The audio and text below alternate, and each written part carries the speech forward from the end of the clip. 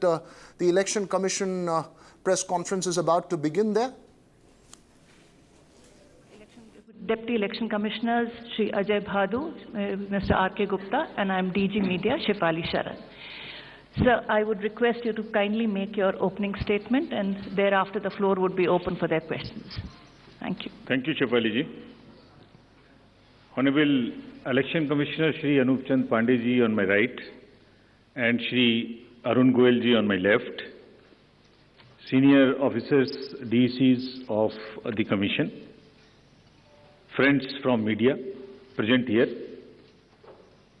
First of all, very good morning. We have gathered here to announce the schedule for the Karnataka election and the by-elections. You may recall that after the successful and peaceful conduct of elections in the 3 states of the Northeast, just early this year, it is now time to move to the southern part of the country. What a stark difference in terms of geography, culture, and varied challenges that we have in 2 different sets of states where we are doing the elections. The challenges in Northeast were very different than what we have in Karnataka.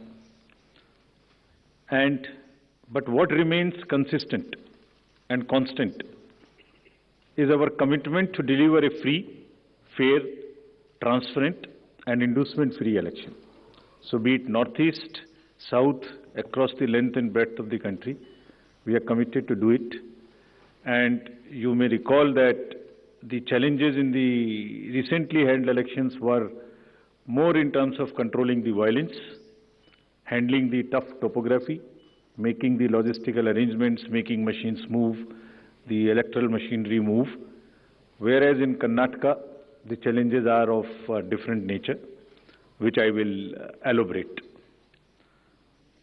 Well, you eagerly must be waiting for the schedule straightway, but just give me 15 minutes, 10 to 15 minutes to tell you the basics profiling. The term of Karnataka Legislative Assembly is till 24th of May 2023. So we have to complete the entire process before that. There are 224 assembly constituencies, of which 36 are reserved for the SCs and 15 are reserved for the STs. Let me just also tell you the electors' profile in the state, because a healthy electoral roll is a prerequisite and a foundation for any election activity and an exercise. Total electors in the states are 5.21 crores, of which male electors are 2.62 and female electors are around 2.59, almost equal. And during the SSR exercise which we completed, the Commission laid special emphasis on the, as I have been repeatedly saying, on the inclusive part of the electoral roll and also the human part of the electoral roll. What does it entail? It means we laid special emphasis on registration of new age voters between 18 to 19 years, women, transgenders, persons with disabilities, and also in Karnataka on the particularly vulnerable tribal groups, who are the disadvantaged groups. If you look at any human development indices, the particularly vulnerable tribal groups are the one who are at the lowest of the ladder. So we said we'll have a special outreach. I'll touch on that in one of the slides. The role gender ratio in the state stands at 988, which is very healthy. And the copies of the electoral rolls, including the process by which it was prepared, have all been shared with the political parties. And the involvement was at every stage. So friends, senior citizens and PWDs, as we have been putting a special emphasis on this part, and it's important in case of Karnataka because it will happen first time in Karnataka. The total number of 80 plus electors is 12.15 lakhs. So you would see that it's an increase of 32% from the 2018, and they also includes 16,976 proud electors who are 100 plus. We'll be having a special outreach for all of them. The persons with disabilities, as you would see, a sharp increase because of our focus, has increased to 5.55 lakhs. This is an increase of close to 150% over 2018. And you may ask me how it has happened. It's the social justice departments of the states give scholarships to various persons with disabilities. We also collected data from them so that, we can have an outreach. We can go to their houses and have a special outreach to persuade them, to facilitate them to become our voters. And this is the result of that. And through your medium, we would like to welcome them, pay our gratitudes to all the senior citizens and the persons with disabilities, transgenders, to please come and participate with all vigor in the election, and we are having a special attempt for that, which includes that for the first time, this facility for voting from home would be available in Karnataka to the 80+ voters and also to the persons with disabilities. It has been a very successful and very reassuring and very happy experience for all of us in the Commission. Vote through you. In recently 5 state elections which we have had recently, Himachal, Gujarat, Tripura, Meghalaya and Nagaland, over 73,200 persons with disabilities and 80+ senior citizens, we have been able to go to their house and take their votes. I mean, for one vote, 3 to 4 persons go. All the political parties are informed, it's videographed so that secrecy is not compromised. But it is worth the effort. It puts a pressure on the administration, on the already strained administration during the elections. But फिर भी इसमें जाना, vote को लेना घर से senior citizens और पीडब्ल्यूडीज का एक बहुत ही सुखद अनुभूति है और इसको हम आने वाले इलेक्शंस में और इसमें लगातार सुदृढ़ करते रहेंगे. So coming to the inclusive elections and connecting with the youth, which is very critical in case of all the elections, but more so in Karnataka and in terms of youth and urban. I'll tell you how. So the first time voters in Karnataka, because of our special effort as I just mentioned, has increased from 18 to 19 by 9.17 lakhs. And the young electors gender ratio, which was low at 720, has increased to 820. It's a jump of 100%. So means we have been able to get more and more girls in the age of 18 to 19 registered in our electoral rolls. So it's far more gender sensitive now. And all young voters who are turning 18 years by 1st of April 2023 will be able to vote in this forthcoming election. So this again, आपके माध्यम से मैं इसको फिर से बताना चाहता हूँ. कमीशन के एफर्ट से 4 क्वालिफाइंग डेट्स का अमेंडमेंट लॉ में हुआ था कि हर क्वार्टर की फर्स्ट डेट. तो हमने एडवांस में एप्लीकेशन जो लेने का प्रोसेस शुरू किया, उसमें 1 अप्रैल को जो लोग 18 इयर्स के होने वाले हैं उनकी पिटीशन हमारे पास पहले से आके रखी हैं और वो भी लोग 41,000 ऐसे हैं जो because of this change in amendment would be able to cast their vote. Otherwise they would have to wait. They would have waited for the next year 1st of January to become eligible. So this is the power of that amendment which we have just wanted to tell you. And youth participation in the electoral process, as you know, brings in the required energy and rhythm, yielding to a more vibrant and argumentative electoral process, participative electoral process, which is again a very healthy sign for the democracy. And as our National Voters Day theme was, there is nothing like voting.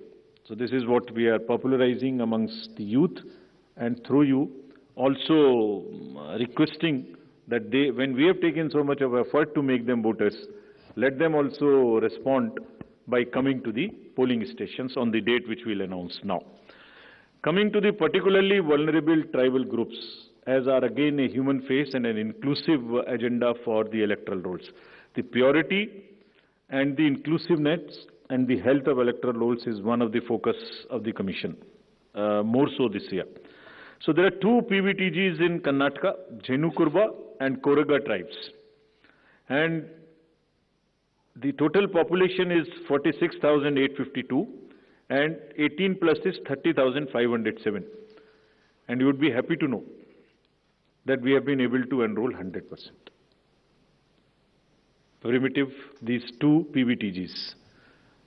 और इनके लिए 40 ethnic booth भी हम बना रहे हैं ताकि वो अपने वैल्यू में अपने तरीके से they feel happy participating in our elections. Similarly for transgenders, total transgenders in the state as per the records of the department concerned is 42,756 and we have been able to enroll through our outreach in our process 41,312, which is again almost complete. कुछ ऐसे भी लोग हैं जो अपने आप को electoral role में एज ट्रांसजेंडर मार्क नहीं कराना चाहते. हमारी उनसे अपील है कि अगर ऐसे कुछ लोग छूट गए तो जिस फॉर्म में जिस सेंसिटिविटीज के साथ वो अपने आप को अटैच मार्क कराना चाहते हैं हम उसमें एक कदम उनसे आगे बढ़ के उनकी मदद करेंगे और उनको ऐड करेंगे. Now after voters to give you a feel and a overview of the polling stations. There are 58,282 polling stations in the state of Karnataka, of which 20,866 are urban. And I'll tell you what special efforts are required for these urban area polling stations. Average electors per polling stations comes to 883, and we'll be doing as usual the 50% webcasting, which comes to 29,140. On all these sensitive booths which have been identified, we take 4 or 5 measures. Either there would be a CAPF, or there would be webcasting, or there would be a micro-observer. It's a combination, and cumulatively, through a combination of all of this, we tend to put more vigor and vigil on the sensitive booths. For enhanced voter experience, how do we ensure that voters feel happy, want to come to the booth and take part in the festival of democracy? There would be close to 1,320 polling stations which would be managed exclusively by the women. ये भी उनके हर election में हम कर रहे हैं, उनके एक एम्पावरमेंट का भी पार्ट है. There is a feeling that yes, we can do it, and election exercises in the even remote places. There were booths in the recently held elections which were all managed by the women, including the security personnel. और इसी तरीके से 240 polling stations would be model polling stations जिसमें eco friendly और green booths उनको बनाएंगे. और ये भी एक नया प्रयास शुरू किया है कि जब यूथ नहीं आते हैं वोटिंग में तो हम पोलिंग स्टेशंस को भी अपने यूथ जो एम्प्लॉयज हैं उनसे मैनेज करें. तो जो भी यंगेस्ट एम्प्लॉयज हैं जिस डिस्ट्रिक्ट में जो भी अपॉइंटमेंट्स रिसेंट हुए हैं उन्हीं को ट्रेन करके उनको भी एम्पावर कर रहे हैं. तो इसलिए 224 such booths would be set up which would be managed by only the youngest possible the employees of the government, and 100 booths would be managed purely by the persons with disability. We have started another attempt from the last 3 elections, which is an ongoing effort, that we want to make now the availability of AMF almost permanent in all these schools. And here in Karnataka, we are progressing quite well. As you would see on the slide, we are almost 98-97% in terms of all the parameters, which are ramps, toilets, electricity. I am sure that, and hopefully, in this election, the time is still there till the elections polling stations are prepared. Whatever 1 or 2% in each category is left, we have emphasized to the state government, for which we have got a quite firm assurance that they will try and convert 100% facilities in all these schools on a permanent basis. And if this happens, which I'm sure, which we are all sure would happen, that's a goal to aspire for the elections coming during the current years in the later this year and also the general election. So friends, now coming to the urban apathy. This is one area, as I said, that in Karnataka the areas of concerns would be different. So urban apathy is one, and money power is another, which will come to after this. So in urban apathy, the total voter turnout in the state is 72.4 in 2018. Against this, as you know, the overall country, if you look at the 2019 general elections, तो जो 20 top के constituencies हैं जिनमें सबसे कम voting हुई, उनमें से 9 urban area में, इसके नाम यहाँ दिए हैं, मैं ज़्यादा नहीं पढ़ना चाहता, but they are in the top 20. And if you look at the Karnataka, तो जहाँ 72% वोटिंग है, वहाँ बेंगलोर के साउथ, नॉर्थ, सेंट्रल और बंगलौर में वो वोटिंग काफ़ी कम है. 57, 51, 53, 55, 57 as against 72. And another disturbing trend is that it is reducing even from the earlier election, 2013 election. It was even more in 2013. It is reduced in 2018. So when we went there, we did call a large number of universities, students, and talk to them. And then we also decided that in addition to the awareness activities like the electoral literacy clubs and the voluntary action forums, we'll also do because the Karnataka and Bangalore happens to be the knowledge city and the IT city of the country. So why don't we take advantage of their expertise? So we requested the IT sector, and through you we want to thank that IASC came forward, and they are doing an electhon. Instead of hackathon, we are saying it electhon. For what? They say, we are saying that how to enhance the participation of urban and youth. Can we technologically connect to them more? Can we do outreach in a different way? And how to ensure the registration of new voters more and more? We don't have to work so hard. Is there a problem with our software? Is there a way we can motivate them to do it?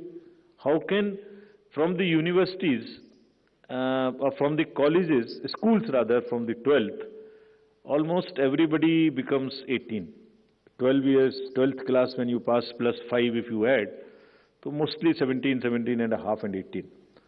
तो आप vote तो देना शुरू कर रहे हैं, but आपको एक कमिटमेंट की जरूरत है.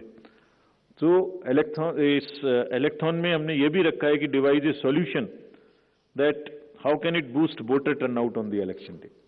और उसका भी एक मेथड हमने और अपनाया, वो भी आपको मैं अभी आगे बताऊंगा. ये कितनी इंस्टीट्यूट्स हमारे साथ इसमें जुड़ गई हैं. Indian institute of technology, Indian institute of science, large number of startups, large number of IT professionals. So we are thankful to all of them.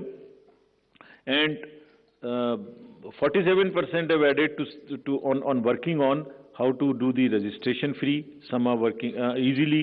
Some are working with us on how to make the youth turn out on the day of election. So this result we will again share with everybody when it comes, the solutions when they are given, and जो आने वाले election से उसके लिए हम लोग समझते हैं कि ये एक हमें ऐसी टेक्नोलॉजी या ऐसी आउटरीच बताएगा जो उनकी समझ में आती है, because it's a place where you have most of the educated youth and the urban areas. As regards the candidates, you are all aware, just to repeat the same thing, the know your candidate and the affidavits, all this are available on through the technology. Knowing the candidate is possible through the Know Your Candidate application. And for political parties, these applications are helping them to file the nominations online and to also apply for the entitlements which they have in terms of passes or in terms of booking the grounds for the election rallies, etc. And it is all strictly, everyone has been instructed to follow first in, first out principle. जिसने पहले apply किया उसका digital trail उसमें रहेगा. ऐसा नहीं कि apply एक पार्टी ने किया और आपने दूसरी पार्टी को जगह दे दी. नहीं, it is a fair and level playing field which they have to ensure. C vigil app की काफी प्रचार कर्नाटका के इलेक्शन में किया है, बिकॉज ये वहां बहुत रिलेवेंट है. Because what new challenge we found in Karnataka is, in addition to the youth and urban apathy, is the money power. So this is being popularized a lot, and I'll share with you, even before MCC, what had happened. MCC will come in force from today. But when we went there, I'll show you, just because of our sincerity on this subject and telling the district officials and enforcement agencies what is the result. I'll show you that. So before coming to that, just to narrate that in recently held elections, total number of polling stations are given here, and there was no repolling. So we want to carry forward this trend. No violence, no repolling, and no और EVM भी बच गई, उनको भी गाली वाली ज़्यादा नहीं पड़ी. सो मतलब उसी चीज़ को आगे बढ़ाने हुए हमने वहाँ काफ़ी कोशिश की है कि जितने भी पोलिंग स्टेशंस हैं उनमें आप ऐसे प्रोसेसेस को अपनाएंगे, district magistrates are on the job, that they make the experience for the voter very good, so that they are encouraged to come.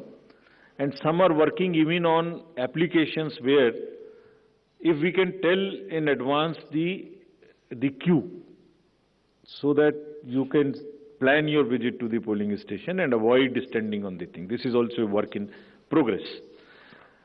The seizures in these 5 elections, just to tell you the kind of rigor and emphasis जो elections को inducement free कराने में किया जा रहा है.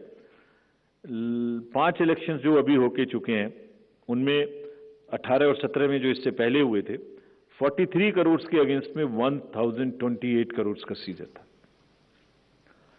And इसमें drug seizures, because we are saying liquor, drug, money, freebies, and drug in particular, because वो पूरी की पूरी सोसाइटी को और बच्चों को खराब करने की उनमें क्षमता है.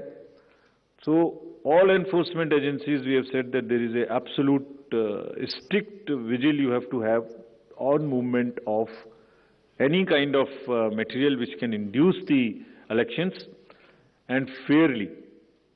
And I'll show you what has happened. We are strengthening our teams in Karnataka to curb the misuse of money power. From 1,900 in 2018, we are increasing to 2,400.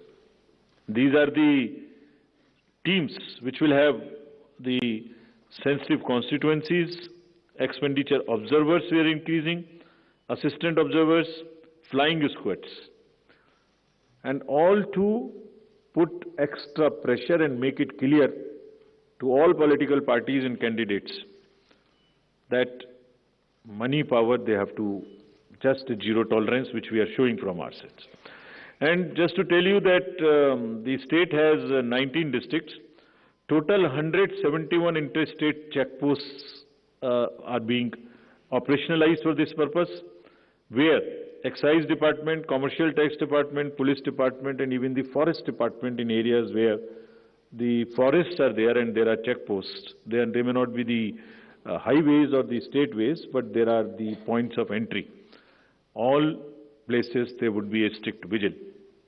And nudging towards ethical elections, there are exercises which are being done with the awareness which is being done. Say, for instance, this is by the Commercial Department.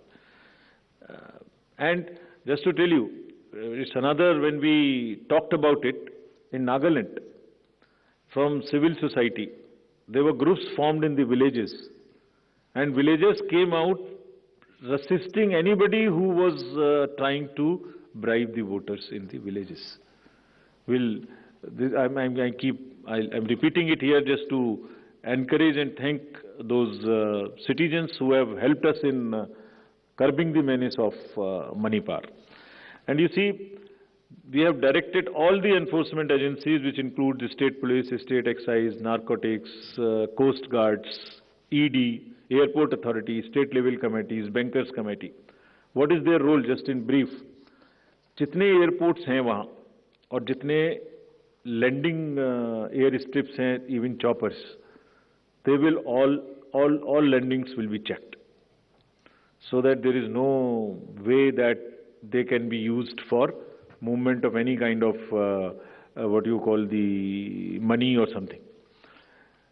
इसी तरह से जो check posts or special highways which have been identified and godowns which are in under the commercial taxes department, warehouses, liquor, all have been mapped, so that there is no increase or a trend of goods coming there. Similarly for freebies, eBay bills are being checked to see in any particular district if there is an increase of the material getting entry to those particular districts.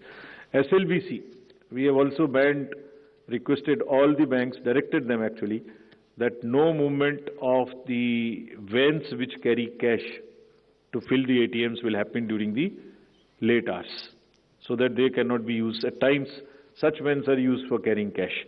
All that has been stopped. In terms of what happened in Karnataka after our last visit, which was, see just some pictures. Even MCC has not come into force. And this is across the parties.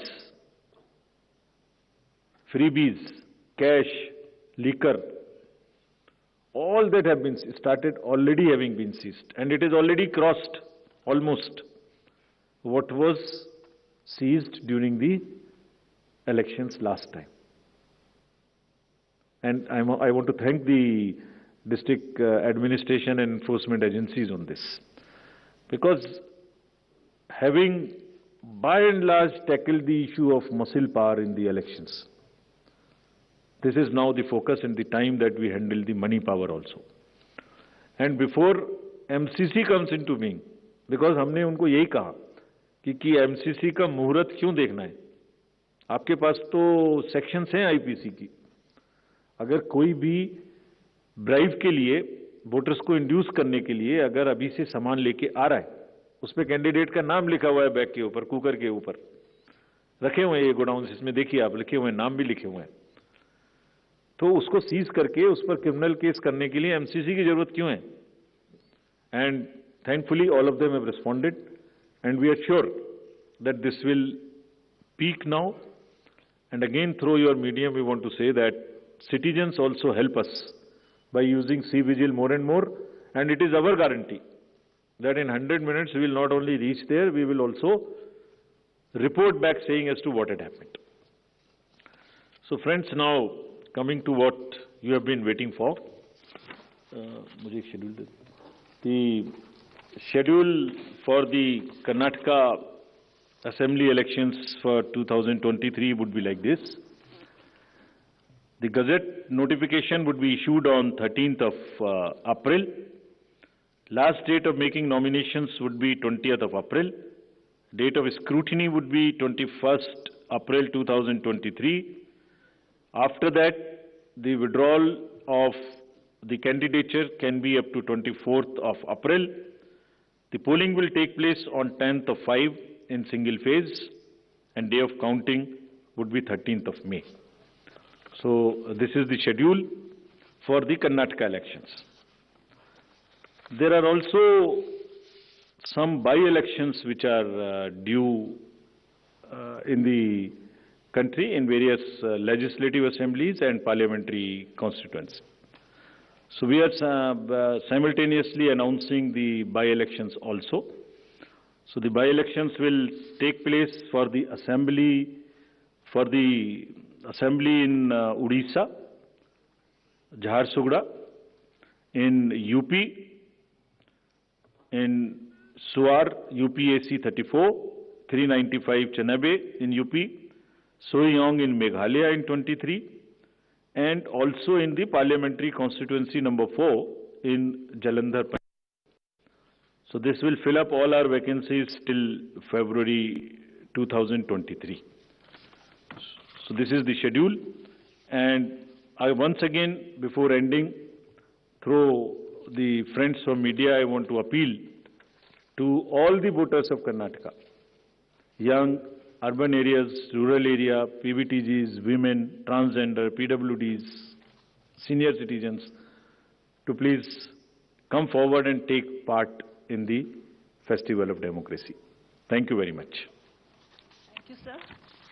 We'll now be able to take questions. Right से शुरू करते हैं. Neeraj. Hello sir, Neeraj हूँ news 18 India से. कर्नाटक विधानसभा चुनाव की घोषणा आपने कर दी एक चरण में, और कई बाई इलेक्शन की भी घोषणा की है. वायनाड लोकसभा उपचुनाव, वायनाड सीट भी खाली हो गई है. चुनाव आयोग को जानकारी लोकसभा सचिवालय की तरफ से भेज दी गई है. वहाँ उपचुनाव की घोषणा आज आपने नहीं की है. आने वाले दिनों में करेंगे या कोर्ट की कार्रवाई का इंतजार करेंगे, क्योंकि 30 दिन का वक्त राहुल गांधी को मिला है. Another question here. आपने ब्रह्म प्रकाश आपने. सर, ब्रह्म प्रकाश दुबे हूँ जी न्यूज़ से. मेरा सवाल ये है कि आमतौर पर वोटिंग के दौरान जो मैंने देखा है कवरेज के दौरान दिक्कत होती है कि लोगों के पास कई बार इलेक्शन आई कार्ड होता है लेकिन वोटिंग लिस्ट से उनका नाम गायब होता है. ऐसे कई इंसिडेंट्स होते हैं. तो इन चुनाव के दौरान उन लोगों के लिए किस तरह से व्यवस्था होगी कि कई लोग कहते हैं कि हमारा नाम कटवा दिया गया यहाँ से जबकि वोटिंग कार्ड है, तो क्या मैकेनिज्म है? Thank you. Hello Diksha. Hi sir, Diksha Bhardwaj from Hindustan Times. Sir, my question is regarding EVM, since you mentioned the opposition parties have come together and they've alleged that they're going to take up the issue of EVM tampering and EVM frauds. What is the response from the Commission on this? Because they're saying that their questions have so far not been answered. Poonam आपने. नमस्कार, मैं पूनम हूँ अमर उजाला से. Sir, मेरा प्रश्न है, आप लोग इतना प्रयास कर रहे हैं लेकिन पिछले चुनाव में भी जो शहरी मतदाता हैं उनकी उदासीनता कम होने का नाम नहीं ले रही है. इस मर्तबा कर्नाटक चुनाव में इसकी पुनरावृत्ति ना हो, इसको लेकर क्या प्रयास किए गए हैं?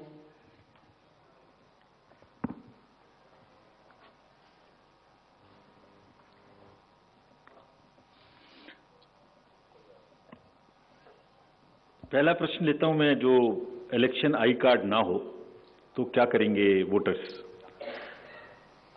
तो पहली बात तो उनको अभी से वोटर किस बूथ में कौन वोटर्स हैं इसकी लिस्ट अभी से अवेलेबल है.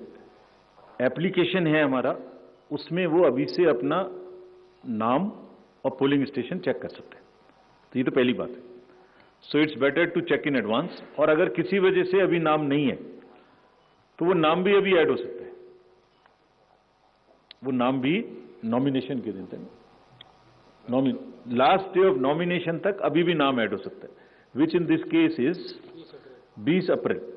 तो 20 अप्रैल तक अभी भी नाम ऐड हो सकता है. उन्हें चेक कर लेना चाहिए, ऐड हो जाना चाहिए. और इसके लिए टेक्नोलॉजिकली हमारे ऐप पर भी व्यवस्था है और ARO के पास भी व्यवस्था है और पोलिंग स्टेशन वाइज लिस्ट पे. तो ये पहली बात है. दूसरी बात, अगर उनके पास by chance election I card नहीं है तो उससे कोई परेशानी की जरूरत नहीं है. There are 15 more documents which they can bring. उसकी लिस्ट पूरी आज मैंने नहीं दिखाई, मैं अभी उसको ट्वीट करा दूंगा, सबके साथ शेयर हो जाएगी. उसमें ड्राइविंग लाइसेंस है, पासपोर्ट है, राशन कार्ड है, बिजली का बिल है, बहुत सारी चीजें हैं. मोरलेस कोई ना कोई चीज उनके पास होगी ही. तो हमारा पूरा प्रयास होगा कि वो बूथ पर आए और आने के बाद उनको वोटिंग करने के लिए अनेबल किया जाए. क्या था बताइए. इलेक्शन के दौरान कि उनके पास वोटिंग आईडी कार्ड होता है लेकिन जब उस पोलिंग बूथ पर जाते हैं तो उनका नाम लिस्ट से गायब होता है, तो वोट नहीं कर पाते. ऐसा मैंने कई बार विधानसभा चुनाव या लोकसभा चुनाव में देखा है. तो उनके लिए क्या मैकेनिज्म? तो उसके लिए मैंने जो पहला आंसर दिया वो है कि अभी से उस एप्लीकेशन जो हमारी है उस पर जाके, वोटर हेल्पलाइन पे जाके अपना नाम और अपना बूथ नंबर अभी से देख लें. और उसमें भी अभी हमारे पास में ये समय उपलब्ध है। और इन एनी केस उनको कहीं ना कहीं बूथ में नाम तो होगा ही। अगर ये लास्ट टाइम से चेंज भी हुआ है किसी वजह से, तो उसका पब्लिकेशन किया गया है। उनके कैंडिडेट के पास भी लिस्ट है, पॉलिटिकल पार्टीज के पास भी लिस्ट है, उनके पास भी टेक्नोलॉजिकली देखने की व्यवस्था है।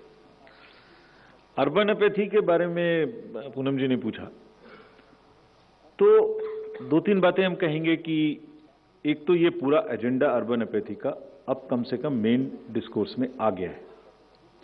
अब आपने ये प्रश्न उठाने शुरू किए हैं और इससे भी जागृति धीरे धीरे नीचे आ रही है। हमने भी थोड़ा ज्यादा बोल्ड होकर वो जगहें जहां पर वोटिंग कम होती है और अर्बन एरिया है, उनका नाम और उनकी जगह दिखानी शुरू की है, with only an objective of requesting the voters of those areas to please come forward. इसके हम समझते हैं परिणाम सामने आएंगे। जैसे आपको एक उदाहरण अभी बताता हूं, कर्नाटका में ही जो RWAs हैं, उन्होंने एक नया अभियान शुरू किया है, कुछ RWAs ने, कि वो अपने यहाँ एक इसका अवेयरनेस प्रोग्राम चलाएं और अपने अपार्टमेंट्स में रहने वाले लोगों को इस तरीके से मोटिवेट करें कि वो उस दिन आ सकें। So there is a far more awareness, there is a criticality attached to it now amongst the youth and also amongst the urban areas. In times to come, we are sure we'll also step up our awareness program. We'll have very targeted, focused sweep and other activities.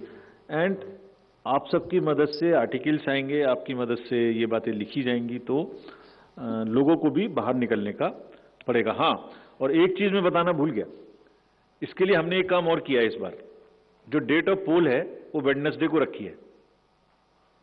ये this is very important, I forgot to mention this. Monday होती तो Friday Saturday की छुट्टी के साथ मिलती है, Tuesday होता तो एक दिन की छुट्टी लेने से बाहर जा सकते हैं, 4 दिन की मिलती है। अब वेडनेसडे में तो 2 दिन लेनी पड़ेगी, जो जरा मुश्किल है। So this is what we have done in Karnataka to keep it on Wednesday. So I am sure that अब उतना लोग शायद नहीं सोएंगे, बाहर तो नहीं जा सकते अब, तो आ जाएंगे। मतलब फिर अपील करेंगे उनसे आपके थ्रू। दीक्षा जी ने ईवीएम के बारे में पूछा, बहुत बार इसका जवाब दिया जा चुका है, दोबारा से और इसको आर्ग्यू करना और इसको बताना मैं नहीं चाहता, एक्सेप्ट द पॉइंट दैट लोकतांत्रिक व्यवस्था में पॉलिटिकल पार्टीज का एक बहुत ही बड़ा योगदान है, एक बहुत बड़ी महत्ता है उनकी। They are very very important stakeholders. तो उनका विश्वास हर चीज पे होना हो, ये हमारी भी जिम्मेदारी है। तो हमें जब भी जो बात आपने पूछी, वो जब भी हमने भी सुना लेकिन हमें मिला नहीं है कुछ ऐसा, जब भी मिलेगा हम जरूर कोशिश करेंगे कि उनको हर तरीके से कन्विंस करें। पहले भी करते रहे हैं, अभी भी करेंगे। वैसे by the way,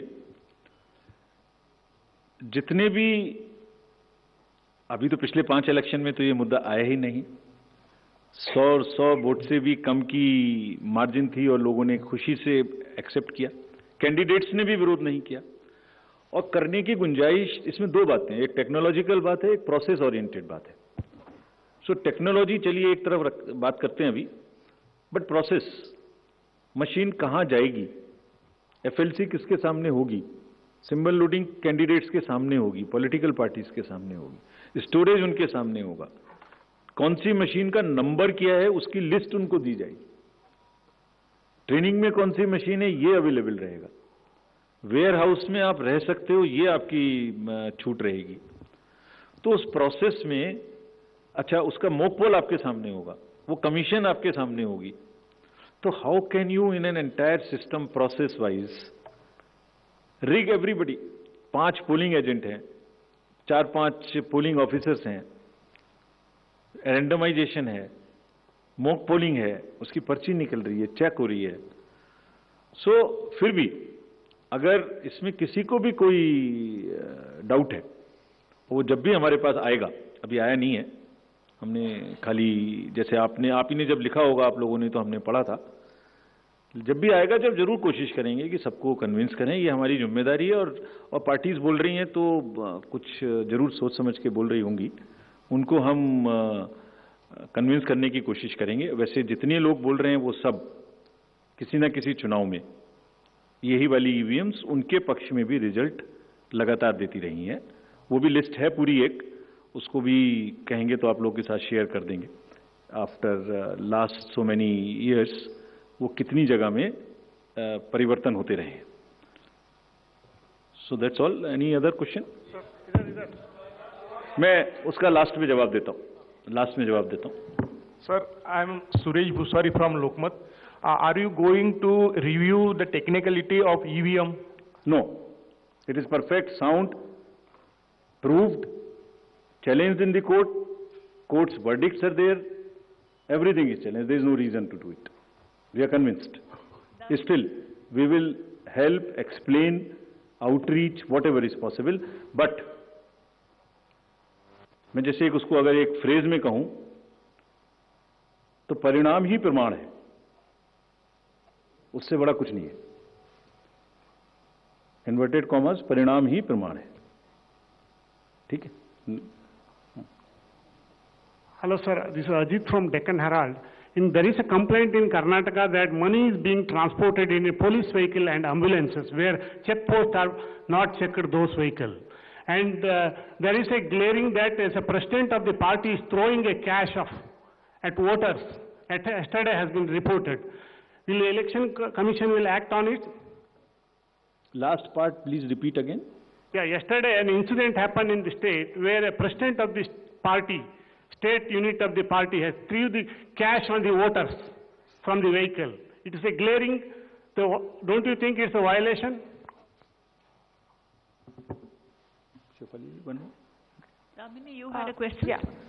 Sir, the remote voting machine proposal was there, and Feb 28 was the last date for parties to give their responses. So what is happening with that? Will that be rolled out soon? And what have the national parties said on that?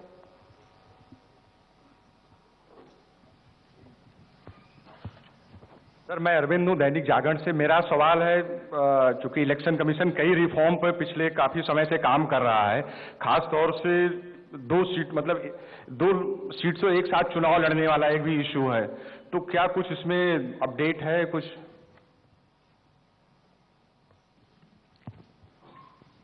Last.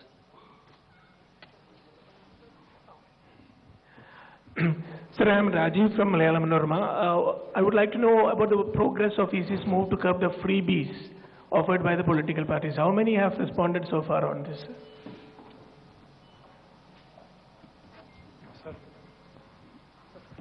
Firoz. Sir, hello, sir. Sir, two questions. You mentioned the special polling booths for the particularly vulnerable tribal groups. Question is, how are they different from regular polling booths? And second question, not related to the immediate press conference. AAP has demanded national party status based on their previous poll performance. Is there any movement on that front? Thank you. Sir, Raman from News 24. Karnataka में election commission की team गई थी, उसमें सबसे ज्यादा concern political parties की तरफ से किस मुद्दे को लेकर आया?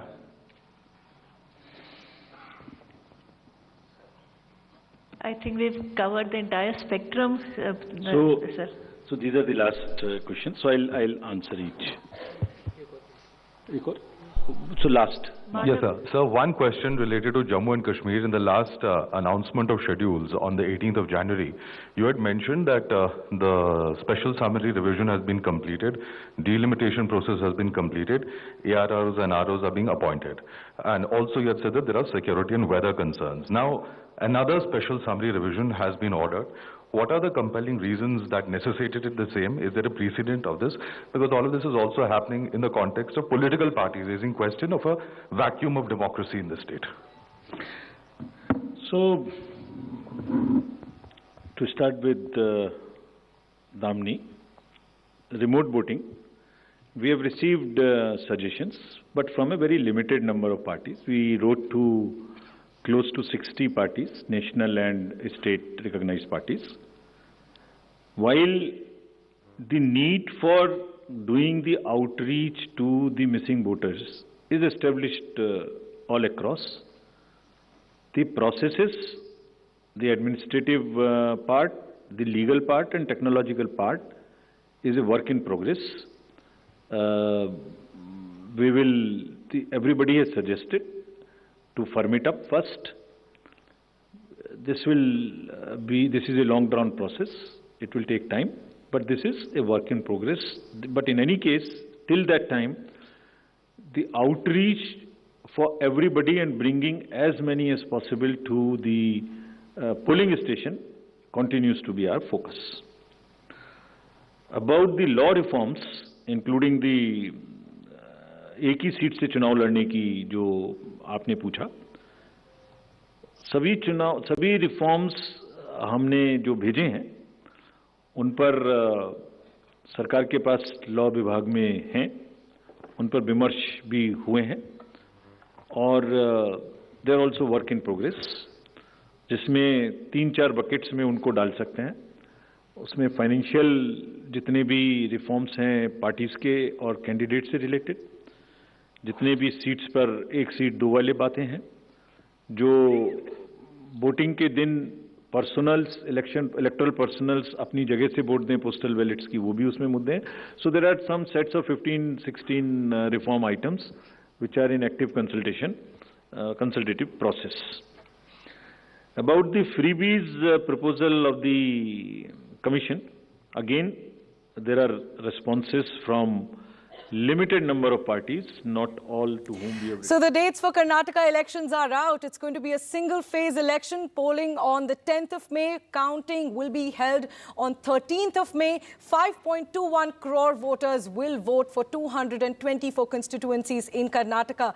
Now, to understand what all you can expect from the upcoming Karnataka elections, we have Sanket Upadhyay joining us and also Veera Raghav, the executive editor of BQ Prime. Thanks very much for joining us. And first to you, Sanket, the dates have been announced. It's going to be a close contest between the BJP and the Congress party.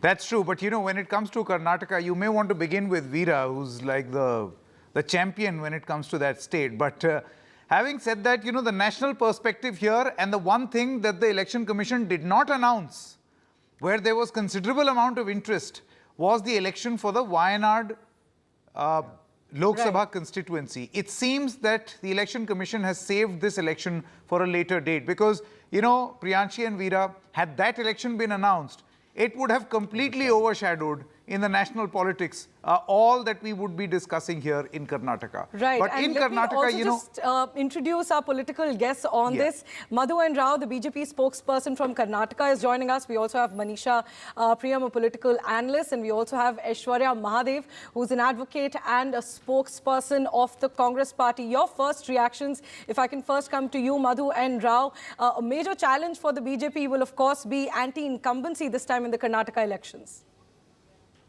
Well, first of all, I think we welcome the election dates. We were much awaited election dates which have been announced. Well, on the aspect of anti-incumbency, I think we do not have as much as thought as the anti-incumbency for the fact there have been a lot of development projects which have taken place and we are on that. Second thing is that the double engine sarkar ka jo aapka, you know, it was thinking of the double engine sarkar, the developments which has happened due to the union government as well as the state government's efforts, I think that has been very good. And also politically, we have made a lot of efforts in order to, you know, gain the confidence of the people. So on that note, I think my initial reaction is it's very good. I think we are in for a great election and we are on looking for the 150 mark, what we have been thinking about from BJP. Okay, you know, before I come to you, Aishwarya, you see, Veera, as far as Karnataka elections are concerned, it will be a test of so many things. First of all, it's not two-phase, it's single-phase, right? On 13th of May, we'll have the result. Number two, from Operation Kamal to opposition unity to Yedurappa's change of guard to corruption charge of whether 40% cut money is a relevant poll issue on the ground, to Bommai or someone else, to a hate laboratory which Karnataka has become. I mean, this has been like the very base for all comments related to Azan, meat, hijab, you know, all statements emanated from Karnataka, to urban apathy. question of 72% vote share all over the state, but only 51 to 57% in Bengaluru. Which, according to you, do you think will be put to test, or all? I think all of it will be put to test, like in any assembly election. I think it will be very difficult right now to say that there is this one particular factor, but you pointed out the several polarization conversations. You know, the Muslim reservation being dropped at the last minute is something that is part of the core narrative. Look, I think beyond all this, Sanket, and I think to the BJP as well, the first question, perhaps something that we should put to Madhu as well, is they have never become, you know, they've never been able to cross the 112 mark in Karnataka, while they have been able to sweep parliamentary elections. They've often found it difficult to break through that Vokkaliga versus Ahinda divide in some of those Hassan, Mandya, the JDS heartlands. So that's number one. But more importantly, are they nervous about the fact that they don't have a clear chief ministerial candidate? The one thing that's often defined the BJP, in Karnataka especially, and I remember Yediyurappa telling me this in 2005-6 when, you know, when he had to form that coalition government with Janata Dal Secular, and then, you know, the JDS walked out, Kumaraswamy was chief minister, walked out. In the election after which was the first time the BJP came to power in Karnataka, I think they clearly projected Yediyurappa as the chief ministerial candidate. Then after that, he split the party. Remember, 2013, the BJP didn't do well at all in the assembly elections. Their votes got split. Then again, 2018, they projected Yediyurappa as the leader. The man in the front of the campaign was all clear. Is there a sense of nervousness that they don't have that one strong state leader who's fronting the campaign, and there is not clarity on who will be chief minister in case the BJP wins? Madhu? I think on the question of leadership, I think we have been very categorical that Yediyurappa is our unequivocal great leader of Karnataka of BJP. There's no doubt about it. And Mr. Bommai, who has been a common man CM, as we call, I think he's a silent go-getter. There's no doubt about it. Perhaps he may be soft, but doesn't mean to say that he's, you know, his words may not be heard and so like that. I think on an overall average, if you can see in comparison to Congress, I think Congress does have some issues. It may be between Siddaramaiah and DK Shivakumar. But when it comes to BJP, I think we have been categorical enough to say that no, we are going to elections with Mr. Bommai as being the chief ministerial face. And of course, with the blessings of Mr. Yediyurappa, is now in the Central Parliamentary Board. So there's no doubt about it. But you see, this is a very convenient argument. For the BJP, we know that you believe in states particularly going for a hard reset of leadership. It happened in many states where suddenly mid-term the entire cabinet has been removed, brand new faces brought in. So it's like pressing a hard reset button. Now in Karnataka post-elections, will Mr. Bommai stay, or will he be a victim of this hard reset, which the BJP is so comfortable doing? But before you answer, Aishwarya Mahadev also. Aishwarya, there was a question raised right now of your leadership issues. Siddaramaiah versus DK Shivakumar. Or do you think that at a time like this, where you're talking about 18 parties coming together, many other parties coming together, this is a lesser evil, a lesser issue of concern? Good afternoon, Sanket. I think that the BJP spokesperson here spoke as if none of us is seeing what's happening in the news or what is even happening in Karnataka. And I think the fact of the matter remains that their problems are far outweighing any sort of benefit that they've even given the people of this state. Can you hear me? Loud and clear. Please carry on. Okay. So basically, first of all, when he talks about DK Shivakumar and Siddaramaiah, they have no open tiffs, while in the BJP, they're bipolar about Yediyurappa, where on one side you say Bommai, on the other side you have Amit Shah basically catering to saying Yediyurappa is the biggest leader, while not even mentioning the CM's name one. You have Baswaraj Yatnal, who sits and obviously takes pot shots at his own MLAs. You see Mr. Murugesh Nirani versus everybody else. And if you wanted to talk about the internal infighting, just look at the roles they've allocated in the recent election strategy that they've undertaken. One. Second, the people of Karnataka are not blind. They see what is happening, and then the brazen corruption everywhere that is going on is something that I'm not talking about, whether it's the Contractors Association, whether it's the Teachers Association, whether it's Lingayat Sears. You realize that they're all talking about a 40% corruption sarkar. And the next thing, you don't even want to begin about Madal Virupakshappa because it is such a shame that the government brazenly defended him to the extent that the Advocates Association head, mind you, who's a BJP spokesperson and a lawyer, Vivek Subbareddy, had to ask the High Court, how are you giving him bail so quickly? Not all is well in their house, but more than anything, I'm very certain that the people of this state are going to vote for change. There is no internal dissent within my party. If you look at it, we are all on a united platform of collective leadership. It is the BJP. He will talk rhetoric, but ask him to give me statistics. You're saying double engine sarkar. The double engine sarkar basically quashed your reservation policy, where they said, we have no proposal from you either. The double engine sarkar offered you pittance in this budget. The double engine sarkar today is praising Goa about the Mahadayi issue while insulting Karnataka people here. The double engine sarkar is allowing the Maharashtra government to claim benefits in 600 odd villages. What is this?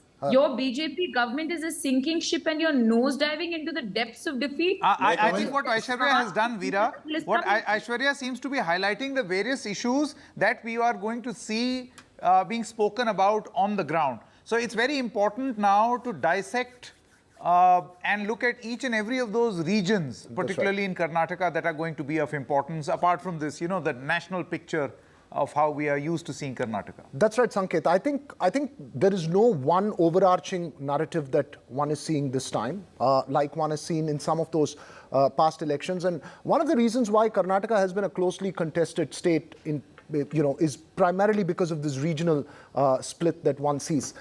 Parties have their dominance in their specific regions, and these regions vote differently from the other. For instance, let's start with Mumbai, Karnataka, which has 50 called Kittur Karnataka, renamed Kittur Karnataka in 2021. 50 assembly constituencies. You've got the BJP's pocket borough here. This is also the place where you have a little bit of a Maharashtrian influence, etc. Then you have coastal Karnataka, which was the Hindutva heartland.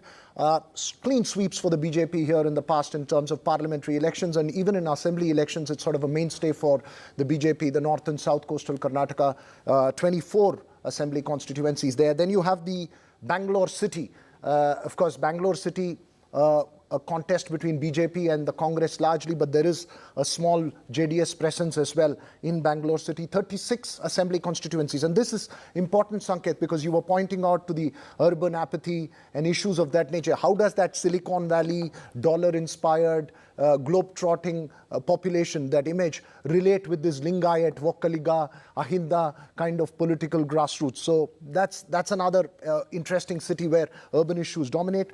Then, of course, you have this Old Mysore region. Often, Old Mysore region is called the JDS bastion, but it's really 3 or 4 districts within the Old Mysore region, like Hassan, Mandya. These are the JDS bastions where you have the OBC caste Vokkaliga vote of the JDS concentrated. Some constituencies it is estimated. Obviously, remember, while a lot of people throw data of caste structures in Karnataka, there hasn't been a strong caste census in the recent past. The 2011 was a socio-economic census, so it's very difficult to assess what the caste architecture of the state exactly is in terms of percentages. It's largely estimates. There are constituencies in this Hassan Mandya region where the Vokkaliga population can be up to 40%. So that's a very crucial political region where only God and Gaudas know who's going to win a particular assembly election. Then, of course, you move up, you've got central Karnataka also, which was once ruled by the Old Mysore region, but hilly terrain. You've got your Shimoga, you've got Davangere, areas like that. About 20 seats there in central Karnataka, and then the old, the Hyderabad Karnataka or the Kalyan Karnataka region, sort of a backward region down there. So each region, which has special status, and Hyderabad Karnataka, 41 seats, very different social composition there, Sanket. So, which is one of the reasons why arithmetic sort of overpowers large narratives in Karnataka, and hence you got strong, you've got to have these, you've got these very interesting results. For instance, parliamentary elections, the BJP sweeps 25 out of 28 seats in 2019. Parliamentary elections, the BJP will get a vote share of over 50%. But when it comes to an assembly election, the BJP finds it difficult to cross the 112 mark. Yeah. That's, these are very interesting aspects of a state. If you look at the 2013 versus 2018 vote shares, you will notice that the Congress actually increased its vote share from 2013 to 2018, but lost the election, primarily because the Congress vote shares are spread around the state, whereas the BJP, with its pocketed presence, is able to sweep big in regions that it completely dominates. It has a lesser vote share, but gets more seats. JDS vote, for instance, very interesting, Sanket, 18-19% vote in any assembly election, 2013 or 2018, but it drops to 9% in a parliamentary election. So one of the reasons why people believe BJP sweeps overwhelmingly in a parliamentary election is because that extra JDS vote that doesn't go to it in an assembly election shifts over. So very interesting aspects. And to answer that question that you raised, this is possibly the reason why it's always a closely contested election. And this time, obviously, the Congress has its narratives, the BJP has a narrative, but these are a complex mix of several different narratives that will play out. So interesting to watch out what will happen. Absolutely. And then it will also be interesting to watch out for what happened post-2018, which was a switch mid-term in government, which has come to be popularly known as Operation Kamal. The point that Veera was mentioning about vote percentage, 36.35% for the BJP, but 38.14% for Siddaramaiah. And yet you had a JDS chief minister with 18.3% vote share. Yeah. So that is very interesting, how interesting Karnataka politics can be. And then eventually it all went back to the BJP. However, before we discuss more on Karnataka, just a quick update, Priyanshi, I would like to give our viewers on Wayanad, because you see that question was asked of the Election Commission, and the EC has responded. It was widely believed that an election will be announced, by-election will be announced for Wayanad, which has been, the MP has been disqualified, Rahul Gandhi. The Election Commission now, Priyanshi, says that there is a 6-month provision which is available to the EC to conduct this by-poll. The court has given 30 days of time to appeal against the punishment, the quantum of the punishment. So there is enough time, which basically means that at least right now, there is no announcement that is going to take place for Wayanad, which could be some amount of relief for Rahul Gandhi as he is mounting a political campaign or political pressure on the BJP. Right, definitely a relief there for Rahul Gandhi, as the sentence is also, the Congress party is planning to ramp up their legal strategy there. So no decision yet on the by-poll in Wayanad. That's something that all of us were looking ahead to. That's what the Chief Election Commissioner has said, as Sanket just told us. And Manisha Priyam is also joining us. She's a political analyst and a researcher. And while we've talked about the different interesting aspects in the Karnataka elections, the important regions and which are the strongholds of which party, and we've also discussed, of course, that it's going to be a close context. We've also highlighted some of the issues that are likely to come up in this election. And as we've talked about some of the polarization angles or the communal angles that played out, the hijab issue that came up, the Muslim quota that has been scrapped by the Bommai government. Along with that, the Congress has been ramping up its corruption allegations against the BJP. So are these the issues that you're seeing coming up in these elections, or does it go beyond this? It's interesting to note the two of you there. I'm in a car, so not as, entrenched firmly on the ground as all of you are. But interesting to see, as V. Raghavan just presented, that a state as old and as famous as Karnataka still needs to be seen in terms of its regions. It's not seen as a single. The Karnataka Ekikaran movement long time ago in the 1960s formed the singular state of Karnataka, but we still understand the state in terms of its old loyalties, old regional anchorages, and we find that the regional dimensions play a very important part. The other part, of course, an overlay of the three-party situation there. The JDS does not do well, but the old guard of the socialists still tilts the balance this way or that way, and you can see that the BJP, for example, has had to borrow its own chief minister right now from the guard of the erstwhile socialists. Not just Mr. Bommai, but also many other leaders, including the erstwhile speaker, Mr. Basuraj Horatti, etc. So some amount of shifting the socialists to this side has been an old strategy played this time round also for the assembly elections. But the political parties on both sides, remember, don't forget the Tipu Sultan issue, which has been there for long. Mr. Siddaramaiah was charged by the BJP then of having introduced the Tipu Sultan Day or celebrations in honor of Tipu Sultan.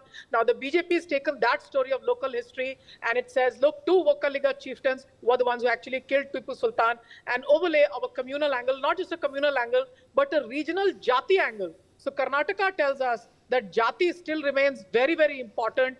Now, the old Mysuru region, for example, although the BJP had its strongholds in the Lingayat leadership, also backed by Mr. Yediyurappa, the BJP now has played a strong card to get the Vokkaliga on its own side also. And an erstwhile Chief Minister of the Congress Party, Mr. S.M. Krishna, has been awarded the highest civilian honors. But part of his family now closely aligned to Mr. D.K. Shivkumar, the late Mr. Siddharth's son, married to D.K. Shivkumar's daughter. So you find that lots of Jati-level battles, families split apart.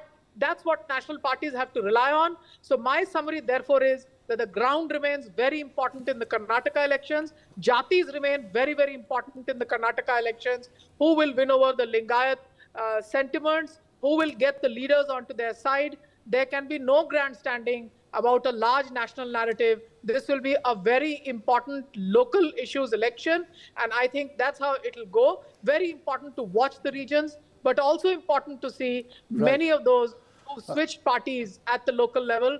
Therefore, the Karnataka narrative will be extremely local and grounded and difficult to get a picture at this moment, I would say. Right. It's always difficult to get a picture. The problem, Sanket, is that even after the results are announced, it's often been difficult to get a picture as far as Karnataka is concerned. So, like you know, 2018. just a bit of data, just to give you, there's a very interesting piece on NDTV.com as well. There are several opinion analysis and data crunching that we are trying to do for NDTV.com as well. Do follow that space. But an interesting piece by Sandeep Shastri where he's written that 1/6 of every MLA in Karnataka Assembly, that is 35 of the 224 MLAs in Karnataka, have been elected on more than one party ticket. So it's not that they've stuck to one particular party. You've got MLAs who shift sides. I mean, I'm not sure of another state where you have that kind of a situation like you had in 2019, where an MLA from an ex-party from the Congress and JDS could resign their seats, shift over to the BJP, get elected, re-elected from those same seats again, and come back to power. So you've got those brute MLAs who hold, like the Jarkiolis in Belgaum, or you know, some of the strong MLAs down in the old Mysore region, like a Ramalinga Reddy in Bangalore city, who really hold sway over their seats. They can shift sides with ease. But how is that going to play out? So when it comes to, let's say, a 224 assembly constituency, you got, let's say, 30 going away with the JDS, you're left with what, 185, 200 seats, 190 seats there. Now that gets split between the BJP and the Congress, and you don't have a clear majority, and then you need to know who's going to jump which side. Like the Reddy brothers, for instance, at one point of time in Hyderabad, Karnataka, who sort of control the narrative there for the BJP. So it'll be interesting to watch that. And I think the question also, Sanket, to Aishwarya, since Manisha pointed out this caste arithmetic is important, it would be interesting to watch out how Siddaramaiah, who represents the Ahinda constituency, and for those who don't know, it's primarily a conglomeration of minorities, backward castes, scheduled and scheduled tribes. That's Ahinda, as an antidote to the dominant Vokkaliga and Lingayat narrative that was once in Karnataka in the 1970s, created by Devraj Urs, the then Congress chief minister, who brought the party to power, then swept it, in fact, after the emergency. It's interesting, Aishwarya, that you have a state Congress president who is from the dominant Vokkaliga caste in that region, and you have the Congress Legislative Party chief and also a front-runner, face of the party, representing the Ahinda constituency, which is Mr. Siddaramaiah. That's one question. How is that going to play out in the old Mysore heartland, A? And B, is Mr. Siddaramaiah going to contest in 2 seats or 1?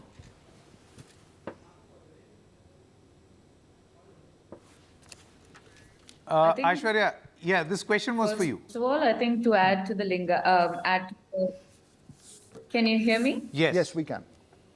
You can take the second question first. Is Mr. Siddaramaiah looking for a second seat? Okay. So First of all, on the idea that Mr. Siddaramaiah represents the larger Ahinda community and is a Kurba himself, and our leader DK Shivkumar happens to be from the Vokkalega community, let me also add the fact that we have big Lingayat leaders also, whether it is Shivanand Patil, MB Patil, SR Patil, and a lot of leaders from North Karnataka one. I believe that the dynamics between all of them is that we need to bring the Congress back to power, because the state of affairs in Karnataka is absolutely abysmal. And I believe that if you look at the fact that even when you look at the Lingayat sort of reservation issue, you see that the Panchamshalis being the majority dominant community within the Lingayats, have rejected not only what Mr. Bommai is doing, but also this piecemeal reservation that has been offered, one. Second, this year also of the Vokkalegas has expressed his displeasure about this entire BJP bogie of Urigowda and Nanjegowda, which spoke about these purported killers of Tipu Sultan. And if you look at the largest issue in Karnataka, forget caste, the farmers of the state come predominantly from these two communities. You're looking at the state of affairs of farmers here, where even to get an RTC, copy of your own land right, you have to pay a commission in the office. And that is what has happened to the people in the state. Second, Mr. Siddaramaiah basically has been offered the seats that he wants to contest.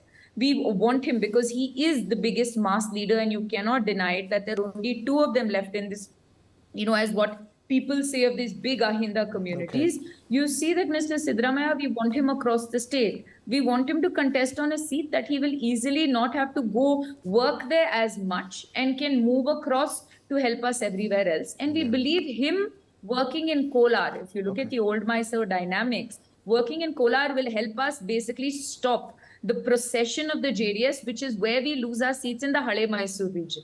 And Mr. Siddaramaiah's choice, at the end of the day, he is a very senior leader. Mr. DK Shivkumar has very graciously also said, as the seats that you would require to contest, you feel safe with, that is what will go on. But I think larger, the caste consolidation or the sort of caste metrics the BJP was counting on has backfired. I think especially with this reservation issue. And that is all they were banking on, and now that's not there. Madhu, before you answer that question, Veera raised another interesting point, Aishwarya. Would you like to take that question? The point is that whether it is Karnataka or it is Madhya Pradesh, he mentioned Karnataka, where many MLAs got voted for one party, they resigned, got re-elected as an MLA of another party. This has happened in Karnataka, and then later the same thing repeated a year later in Madhya Pradesh. I hope you remember. So, and this is what you popularly call as Operation Kamal. My point is, how do you stop this? This clearly means that loyalty is not up for grabs for these MLAs. So I'll make one thing very clear. In 2019, in the by-elections that we had, and we saw a lot of them win on the BJP ticket and go on to become MLCs and ministers and whatnot, I can tell you for a fact, a lot of them are already looking at coming back. First of all, a lot of them also are facing unprecedented anti-incumbency, being ministers and MLAs, especially around Bangalore and Bangalore rural areas, if you particularly look at it. But the Congress party has been very clear. My in charge has made it emphatically clear that if there are people who stuck by us, win or loss for 5 years, we will prioritize them. We will prioritize the leadership that we have built and saved and kept, where none of them moved because of selfishness. And I think we've learned our lessons, whether it is coalition or whether it is the fact that people can be bought out. Because the BJP, from what I hear, is saying, you won't hit more than 70, but the rest we will buy. Because that is the brazen manner in which democracy is basically downgraded and pushed down by the BJP. And that is the reality today. Congress has the Congress started checking websites for the best resort in and around Bengaluru? They don't need to. No. What? Both sides own their own resorts. They own their own resorts, huh? Both sides own their own resorts. It's about the resolve that we will not cross over. It is not a resort. It is the resolve of the Congress MLAs now that I also see a lot of them who have worked, that they have the ideological commitment. And how long is the money game of the BJP going to go forward? A majority of their defected, the MLAs who became ministers, today are begging at our doorstep saying we want to come back. And Mr. DK Shivkumar has been very clear that he will not allow these backstabbers to come back. And it's very sad for them that they're neither here nor there. And we've learned our lesson, Sanket, I can tell you for a fact. And I think we're much stronger. See, the point is not that you take back or there is a political ghar wapsi of those who deserted. The point is, will more defect? Because we have seen this has happened with the Congress party in MP and in Karnataka and in various other places. I'll tell you what, let's quickly take a short break and we'll be back with this discussion. Be right back.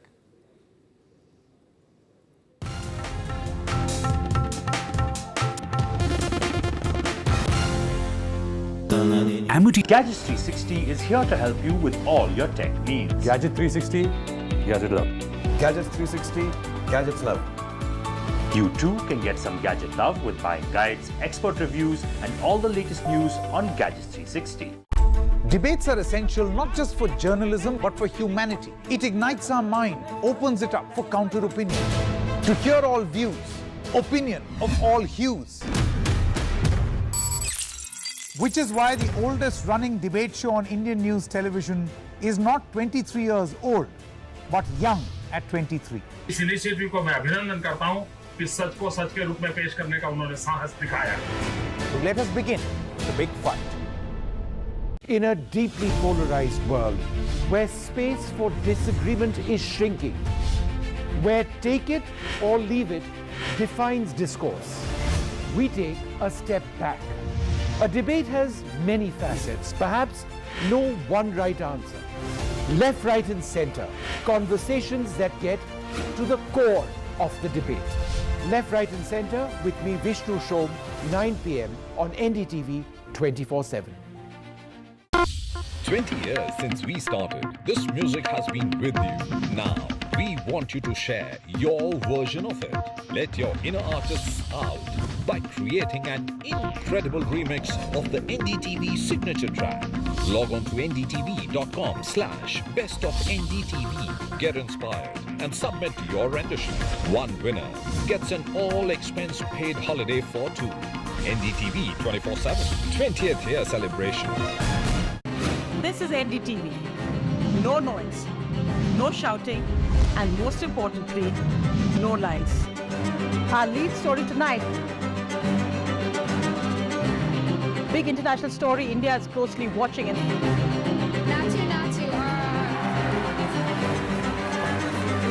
News that informs and inspires.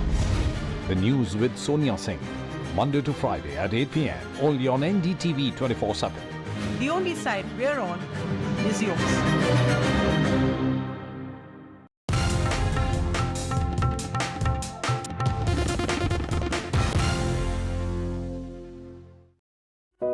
Cross the distance between darkness and vision. Teach a generation that has lost all hope.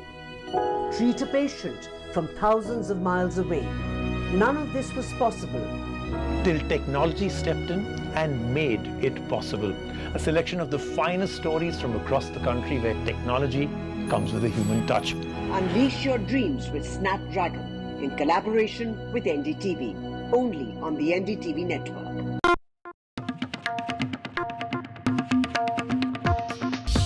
"20 years since we started, this music has been with you, playing in your homes, at work, and in your car. Now, we want you to share your version of it. Calling all music buffs from across India to let your inner artists out by creating an incredible remix of the NDTV signature track for the world to hear. Log on to ndtv.com/bestofndtv to access the original track. Get inspired and submit your rendition. One winner gets an all-expense paid holiday for two to the luxurious Alila Fort, Bishangarh, Rajasthan. NDTV 24/7 20th year celebrations. Gadgets 360 is here to help you with all your tech needs. Gadget 360, Gadget Love. Gadgets 360, Gadgets Love. You too can get some gadget love with buying guides, expert reviews, and all the latest news on Gadgets 360. Debates are essential not just for journalism but for humanity. It ignites our mind, opens it up for counter opinion. To hear all views, opinion of all hues. Which is why the oldest running debate show on Indian news television is not 23 years old, but young at 23. इस initiative को मैं अभिनंदन करता हूं कि सच को सच के रूप में पेश करने का उन्होंने साहस दिखाया. So let us begin the big fight.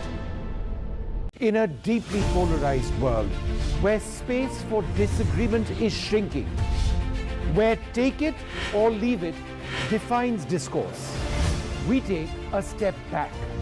A debate has many facets, perhaps no one right answer. Left, right and center, conversations that get to the core of the debate. Left, right and center with me, Vishnu Shom, 9 p.m. on NDTV 24/7. 20 years since we started, this music has been with you. Now, we want you to share your version of it. Let your inner artists out by creating an incredible remix of the NDTV signature track. Log on to ndtv.com/bestofndtv. Get inspired and submit your rendition. One winner gets an all-expense paid holiday for two. NDTV 24/7 20th year celebration. This is NDTV.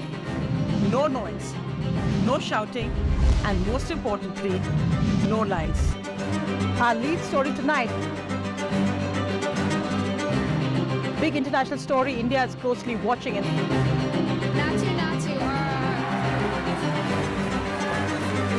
News that informs and inspires. The News with Sonia Singh, Monday to Friday at 8 p.m. only on NDTV 24/7. The only side we're on is yours.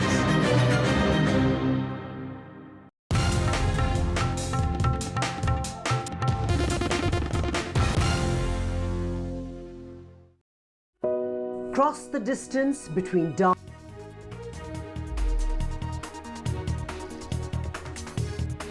Let's show you some pictures now. The latest coming in. Disqualified MP Rahul Gandhi has reached Parliament. Of course, he has not gone inside Parliament, inside the Lok Sabha. He is attending a Congress meeting. But you can see that there are Congress MPs sporting black shirts, whereas Rahul Gandhi, dressed in white, has entered the Parliament complex.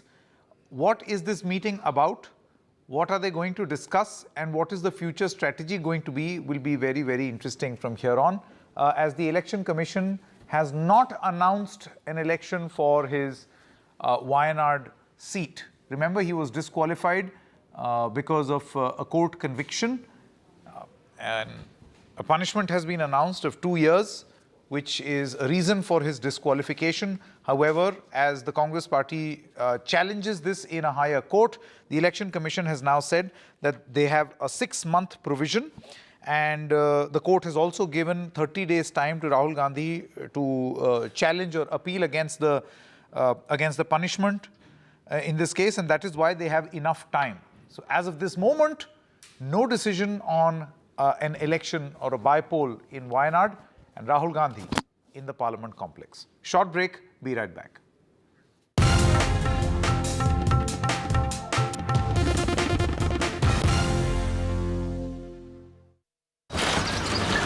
Hello Kia, open the sunroof please. Sun.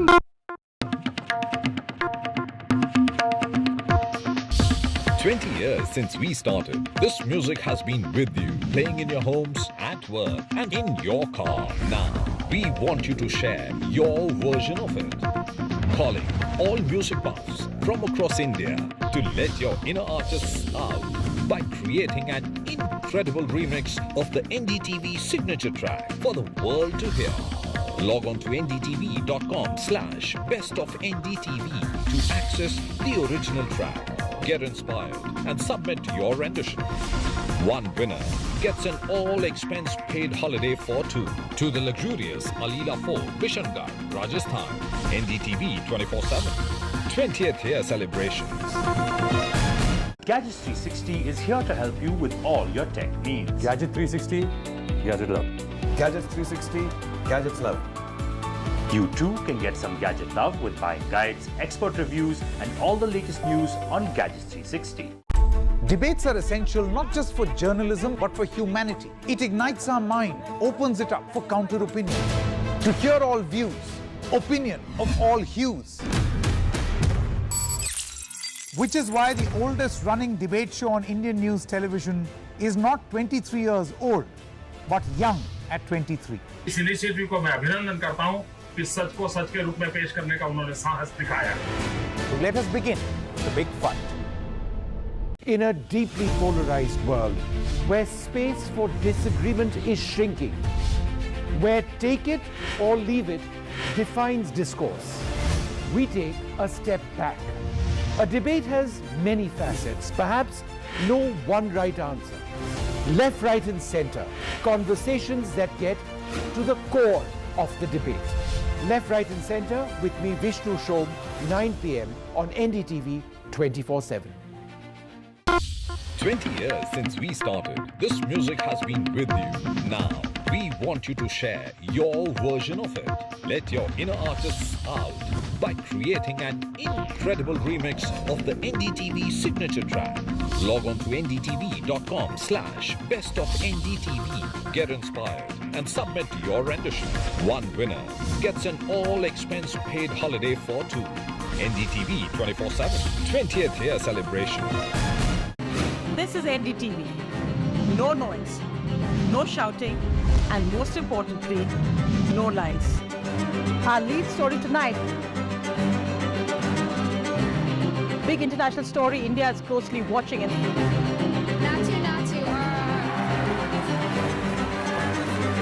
News that informs and inspires. The news with Sonia Singh. Monday to Friday at 8 p.m. only on NDTV 24/7. The only side we're on is yours.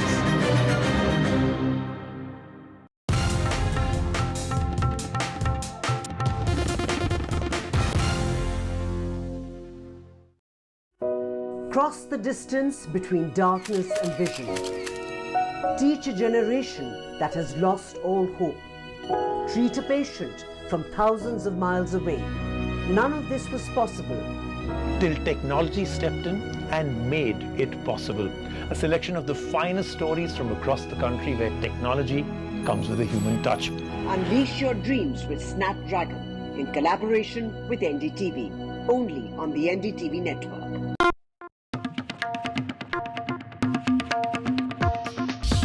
20 years since we started, this music.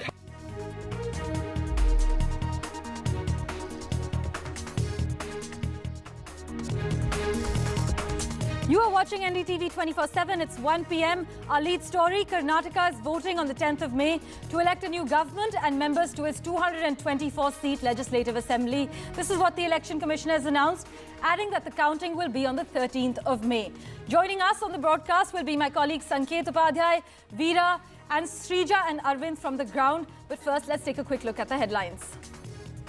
Karnataka votes on the 10th of May, while counting will be on the 13th. This is what the Election Commission has announced. No dates have been announced for the Wayanad by-poll yet. Lok Sabha membership of Mohammad Faisal has been restored after High Court relief disqualified Lakshadweep MP. Now his membership has been restored. Mamata Banerjee on a two-day sit-in demonstration in Kolkata protesting against the BJP-led union government's alleged discriminatory attitude towards West Bengal. TMC attacks the centre for not dispersing funds to West Bengal. Sunglasses, denim jacket and no turban on, Amritpal Singh is seen on the Delhi roads in West Delhi, to be precise, in the CCTV footage that NDTV has accessed from 3 days after the hunt began. He is suspected to be in Punjab's Hoshiarpur, and the hunt is still on for over 10 days. India reports 2,151 COVID cases in the last 24 hours alone. This is the highest COVID tally in the last 5 months. Meanwhile, fresh clashes, have been reported in Paris between protesters and police as tens of thousands took to the streets to show their anger against President Emmanuel Macron's pension reform.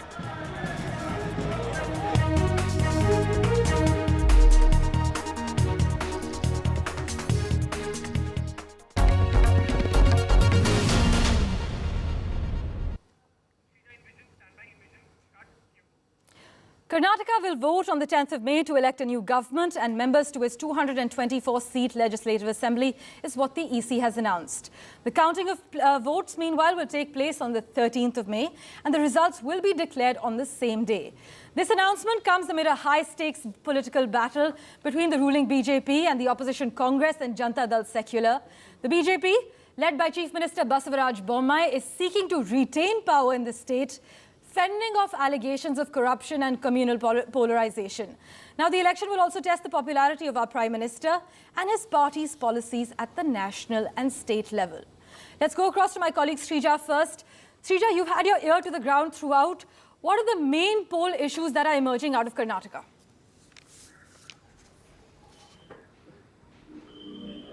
Well, unfortunately, what has overshadowed here in the state of Karnataka, of course, it is, politically charged right now, the environment, and also with the poll dates being announced. Even this morning when Karnataka Chief Minister, he was planning to head to Kalburgi for various developmental projects, the model code of conduct has already come into place. So as far as the, what really are the poll templates that are being used, first, of course, we did go on to see how over the last few months, especially the central leaders have been crisscrossing the southern region. Remember, Karnataka is the only state where we have had the BJP in power. Of course, the BJP is fighting to retain its power here in the state at the same time while it's facing a strong anti-incumbency wave. One major thing what we've witnessed in the last 2 years, this is especially after the Bombay government, especially after Bombay took over from B.S. Yedurappa, we've been seeing constant allegations as far as the 40% corruption is concerned. Now they have only upped the ante as far as the Congress is concerned. They've gone ahead and they've been posting, in terms of posters, coming up with social media campaigns against the BJP government. So at that time, we understand that, though B.S. Yedurappa was forcefully removed as the chief minister of the state, what we do see, in order to placate the Lingayat community, he was given the position in the BJP parliamentary board. But how much of it will benefit or even determine the poll outcomes for the BJP is what remains to be seen. Of course, he is seen as the indispensable member for the BJP, but on ground, is it that what we experience is not really the same as what we hear as far as the on-ground pulse is concerned?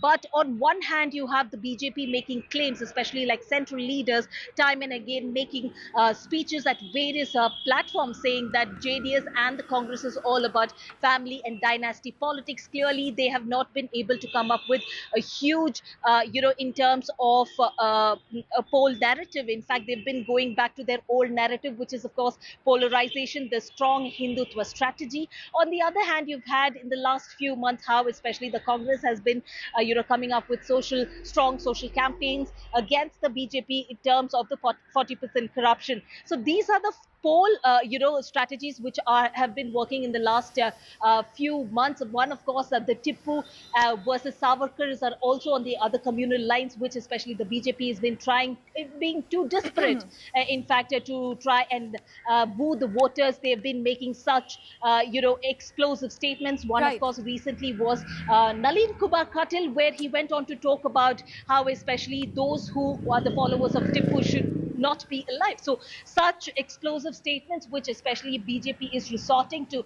But like I pointed out, these are certain poll templates which are being set out, by the political parties. But what really are the real problems on ground? Of course, one, you have water scarcity, which especially in North Karnataka region, people have been talking about. Second is, of course, the agrarian crisis. Srija, thank you so much for that detailed update. Let's also get in Veera at this point. Veera, this is a crucial election for many reasons, one of which is that it will determine the political stability and direction of one of the largest and most economically important states in our country, which actually contributes to about 8% of India's GDP. That's right. It's an extremely important election nationally, politically, and obviously as from a state's point of view, it is as important as any assembly election is there. And like Srija was pointing out, there are different factors and different issues that are at play here. And to understand that, you may just like to go through the different regions of Karnataka. It's much like Sanket's home state, Uttar Pradesh, which also has several different regions which vote differently. Sanket, Karnataka, of course, just a bit of trivia for you guys. All Kannada-speaking areas were bunched together to form the state of Karnataka in 1956, right? Under the linguistic reorganization principle. It's just that some of these regions were administered differently pre-independence, and hence they have a very distinct identity from one another, which has resulted in this sub-regional sort of a different voting behavior that comes down. In fact, if you travel across, you'll find that the language itself sounds very differently in different parts. Like it is the case in many states across India. You start with the Mumbai-Karnataka region, 50 assembly constituencies, areas where Basavaraj Bommai, Chief Minister, comes from. This is area which was administered from the Bombay Presidency. Then you have coastal Karnataka, 24 assembly constituencies, the Hindutva heartland that is. Then you have Old Mysore region, the politically powerful Old Mysore region with over 50 assembly constituencies. This is the area where the OBC Vokkaliga caste, which is consolidated behind the Janata Dal Secular Party, sort of holds sway in some of those districts in this region like Hassan and Mandya. Then you have Bangalore city itself, more than 30 assembly constituencies. Hyderabad, Karnataka, which was once directly under the administration of the Nizam of Hyderabad. Then you have central Karnataka as well. So that's pretty much what makes up the 224 seats in Karnataka. And interestingly, because of their identities and because of the social architecture being very different, these regions vote differently. Just also to give you a bit of perspective on 2013 versus 2018 assembly polls, you will see how vote shares translate into seats in Karnataka. In 2018, the Congress actually upped its vote share by 2%, but it lost the election. In 2013, the BJP was split down the middle. We're talking of single-phase elections. 2013 and 2018, interestingly, assembly elections have been single-phase, whereas the parliamentary elections in Karnataka have been double-phase, two-phase parliamentary elections. 2008 in Karnataka was a three-phase assembly election as well. So you've got, then you see in terms of parliamentary elections, you'll see the BJP sweeping through. They won 25 of the 28 seats, and one was an independent backed by the BJP, which was Mandya Sumalata. So 25 of the 28 seats the party won in 2019. However, despite such a victory with over 50% vote share, despite that kind of a victory in a parliamentary election, when it comes to an assembly election, the BJP has always struggled to cross even the 112 mark. Even when it's been in power, it's been with the help of defections and independent support, whether it was back in 2008 or it was in 2019. So why does this happen? Because it's believed that the JDS vote largely transfers to the BJP in a parliamentary election. For instance, the JDS vote share goes down to about 9% in a parliamentary election, whereas it's consistently about 18 to 20% in an assembly election. So the social coalitions, as you've heard, the Lingayat vote, the Vokkaliga vote, the Ahinda vote, that's resulted in caste arithmetic, which is very interesting in the state. So it's very difficult to predict, it's very difficult, and you have close margins at the end of the day. And as we've often known that even after an election is declared, you don't know who's won the race. Yeah, thank you so much for that detailed update. Let's also rope in Sanket Upadhyay at this point. Sanket, this election is also expected to reflect the outcome of a polarization campaign along religious lines, which, as you know, has been amping up for years, whether it's from the targeting of Muslims over what they wear, eat, and where they can trade, to attacks on Christians over accusations of forced conversions, to a coarse debate now involving Tipu Sultan, as Srija just mentioned.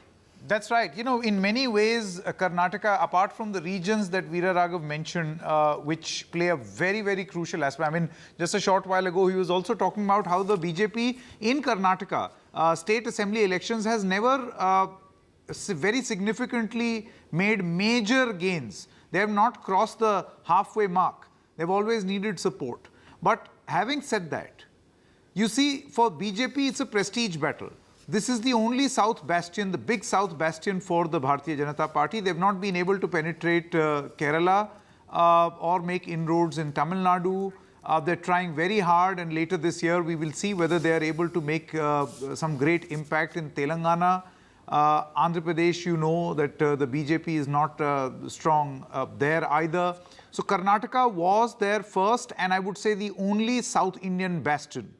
And in order to retain what has now become a big prestige battle for the BJP, we see a lot of things that start happening in the state. Number one is a polarization, the 3 points that you mentioned, from Nalin Kumar Katil to various other senior leaders who are diving straight into this very polarizing debate.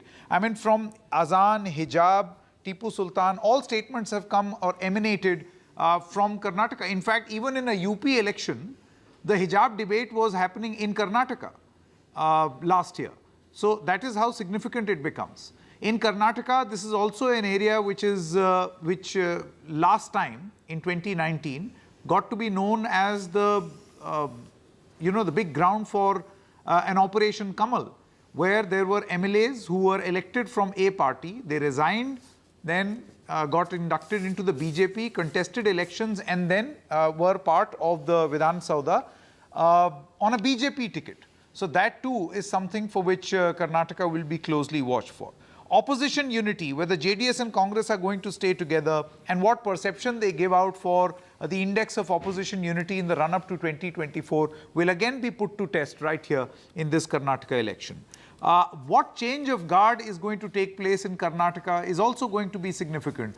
While for the Congress, you have two strong leaders, Siddaramaiah and DK Shiv Kumar, which becomes a problem of plenty also occasionally in the Congress party. And while the JDS's leadership issue is settled, in Bharatiya Janata Party, even now, despite the fact that there is a Bommai as Chief Minister and Mr. Yedurappa, who has said that, and there is clear indication that he's not going to contest elections, a leadership issue is still unsettled in the Bharatiya Janata Party. So that is going to be something crucial. Corruption charge will be put to test. The entire allegation of 40% cut money, whether that resonates with the people of Karnataka or not, will again be put to test. Hate laboratory we have already discussed, and now the most crucial issue of urban apathy, which was touched upon by the Election Commissioner as well. That while the whole state votes 72%, the vote share or vote percentage in Bengaluru is in the range of 51 to 57%. So his solution, according to the Chief Election Commissioner, is to hold an election on Wednesday so that people don't club it with their weekend and go camping somewhere in some resort in Karnataka, that they would be forced to come and cast their vote. I don't know whether this formula is going to work or not. Maybe Veera will tell us more of how Karnataka thinks, how young Bengalurians think. But again, yeah, Veera. I don't know, Sanket. I think some people, as one friend jokingly mentioned, they know more about Arizona and California than they know more about Ramnagara or Mysore. So a lot of them, they travel around, they like the hills, but how involved are they in the process? It's something we'll figure out. But Sanket, I had actually a question for you. Two aspects. You were pointing out to the national picture, right? The BJP, from the BJP's point of view, if you take a state like Maharashtra or a state like UP, they were able to break through that caste narrative and create a Hindutva narrative that allowed a sweep, a big sweep election for them. In Karnataka, there is a sense that the party has still been stuck with Yedurappa. You know, they asked him to step down as chief minister, but later I think there's a realization that if he is not there in the party, the Lingayat vote may be shaky. Lot of efforts being made to create an alternate narrative. Is it really something that the party is looking at in Delhi very seriously to alter the narrative in Karnataka, even if, let's say, I'm not bothered about the 2023 election results. I don't want to be stuck in a situation like this when it comes to a 2028 or as we go forward, A. And B, as far as the Congress is concerned, Sanket, given what's happening in Delhi at the moment, this would be an essential election for the party. How are they planning to make sure that there is, I mean, I'm not sure you'll have an answer to it. I'm not sure the Congress itself has an answer to it, but I'm just putting this across to you. How are they going to make sure that the different factions are going to work together in the election at the grassroots? I'll tell you what the BJP has always done in election after election, whether it is a municipal election or a state election or a national election. There is one big political and social glue for the Bharatiya Janata Party, and that is the face of the Prime Minister Narendra Modi. This is a sure-shot formula which has worked for them across all elections. Then you will have regional factors also. In UP, you will have Yogi Adityanath. In Madhya Pradesh, you will have the face of Shivraj Singh Chauhan. These are old, traditional, strong leaders from their respective states. But there is always this overarching one face that will just wrap everyone together and present a united front. They cannot do away, it is a fact, Veera, you know this, they cannot do away with the image and the face of Mr. Yedurappa. Look how badly the party suffered in 2013 when Yedurappa was not there with them. And the BJP acknowledged, I remember covering press conferences and speaking to senior leaders of the BJP who said that yes, not having him on cost us the election dearly. But, you know, the party had to send out this image that, that we cannot stand corruption. There were massive allegations of corruption against him back in the day. He's back into the party fold, and you look at Narendra Modi and various leaders of the BJP, Amit Shah, JP Nadda, who come from Delhi, who fly into Karnataka, they give the due respect that is supposed to be given, understanding these caste equations and understanding the seniority of a Yediyurappa on the stage. That is duly acknowledged. And that is where we come to that point that you were mentioning on how, while there is one image that you have of a young state, different narrative, Bengaluru, urban apathy, the Bellandur Lake, rainwater and all this. This is one image of Karnataka. The other is a very predominant caste region, Vokaliga, Lingayat, which will also be at play. And the BJP realizes this. Veera, just to add to the point that you are making, while the BJP tries to revisit narratives and tries to create this one narrative that will eclipse all other, Hindutva which will eclipse all other, or a strong leadership which will dominate on local issues, Article 370 or some such issue, or Uniform Civil Code, which will completely dominate local issues. The BJP also realized that you can't wish away local factors, which is why in UP or any other state, they will silently work on OBCs also. They will induct such, caste sensitivities in their organization also. I think the same is going to happen in Karnataka as well. Well, let's wait and watch. Gentlemen, thank you so much for that detailed analysis. It's always a pleasure to hear your analysis, Sanket and Veera. With that, let's also listen into the political reactions coming in. We've got Mallikarjun Kharge, the Congress chief, reacting, as well as the Karnataka Chief Minister, Basavaraj Bommai. अरे वहाँ तो 40% की government है और वो खुद ही उनको मालूम है एक एक एमएलए के पास 8-8 करोड़ रुपए मिलते हैं एक्शन नहीं लेते हैं यहाँ पर अपोजिशन का कोई छोटा मोटा भी मिला है उसको इतना बड़ा बनाते हैं और उसको निकालो इसको निकालो ईडी को बुलाओ करते हैं और जिसके पास कुछ भी संपत्ति भी नहीं है वो अपोजिशन पार्टी को सताते हैं Preparations are already underway, and for last 4 months we had several programs from booth level to Sankalpa Yatre, Vijay Sankalpa Yatre, and lot of response is there, and we are sure to come back to power with thumping majority. The campaigning strategy give the boost? Yeah, campaigning. We have met several times. We already started it, and further it will be speeded up.